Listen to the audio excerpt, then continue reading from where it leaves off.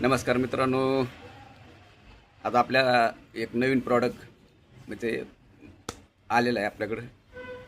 तर ऊसात हुंगणी आज मार्केटमध्ये केमिकलमध्ये भरपूर प्रॉडक्ट आहेत. पण ते काय होतं, आता शेतकरीने आम्हाला सांगितलं म्हणून आम्ही तुम्हाला ही माहिती देतो. प्रॅक्टिकली शेतकरी सांगतात की बाबा ते वापरलं तितक्यापुरतं ते खाली जाऊन बसतात त्या वासाने, आणि त्याचं ताकद संपली की परत अजून वरी हुंगणी येऊन बसते.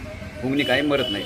जेव्हा वास आला की ती खाली जाऊन बसते, तिला खाली कुठं बी जाऊन बसते. आणि मग आपल्या ह्या निमाऱ्याचं काय घेतलं तर ते म्हणले निमारसनी 100% आमची हुंगणी गेलेली. आता त्याचं कसं की हे जे निमाऱ्याचा अल्ट्रा आहे हा काय करतो, हा त्या हुंगणीला त्या अंगावर बुरशी आणून त्याला मारायचं काम करतो.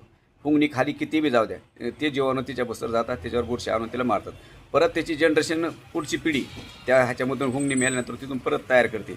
म्हणजे त्याचं असं एक सर्क्युलेशन तयार केलेलं आहे. तर हे एकरी 1 किलो हे 2000 रुपये किंमत आहे. त्याला 1 RPSच्या तर 1 लिटर त्याला सोबती द्यायचं. तर कायमस्वरूपी परत त्या रानात हुंगणी होत नाही, अशा पद्धतीचा हा प्रॉडक्ट आहे. ह्याच्यामध्ये जीवाणू आहेत, ते जीवाणू त्या हुंगणीला मारण्यासाठी चांगल्या पद्धतीने काम करतात. आणि हुंगणी झाली की तो तुमचे तर त्या डुकराला व्यवस्थित खाणं म्हणलं की हुंगणी एकदा त्याला माहीत झालं इथं हुंगणी आपल्याला सापडते तर ते डुकर तिथून परत हालायला तयार होत नाही.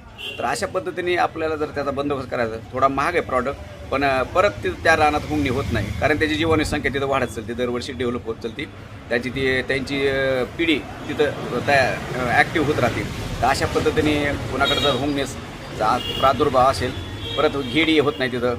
म्हणजे सर जे आपल्याला मूळ कारण कोणतं आहे की हुंगणी, आणि ते एका रात्रीत किती उत्पत्ती होती. तर अशा पद्धतीने त्या पूर्ण शेताचं नुकसान करते. तर त्यासाठी आपल्याला हे निमाऱ्याचा अल्ट्रा 1 किलोचा डोस आहे.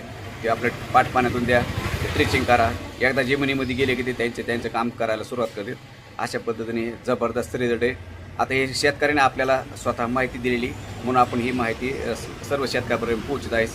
धन्यवाद.